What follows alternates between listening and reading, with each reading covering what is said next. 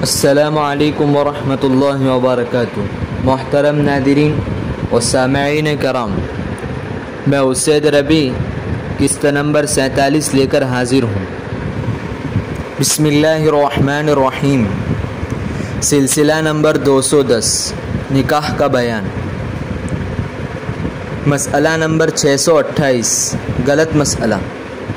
نکاح میں کفاءت ہمسری کا اعتبار عورت کی جانب بھی ہے۔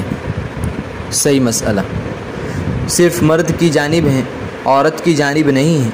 پس مرد خاندانی و عرفی حیثیت سے گھٹیا ہے تو وہ اعلیٰ خاندان کی عورت کا کفو ہمسر نہیں ہے، لیکن عورت گھٹیا ہے تو وہ اعلیٰ خاندان کے مرد کی کفو ہے۔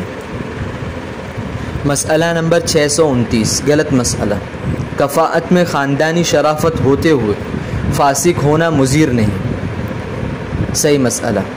ہر فاسق بے دین کھلا گنہگار خواہ وہ اونچے خاندان کا ہو، وہ کسی بھی نیک دیندار عورت کا کفو نہیں، بس ایسی خاتون کا نکاح اس سے نہیں کرنا چاہیے۔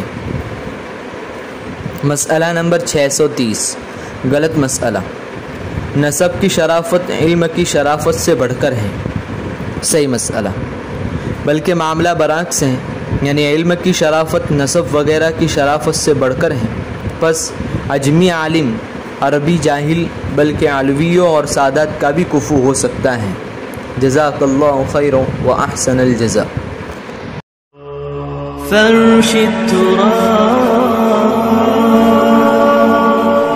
فرش التراب يضمني وهو غطاء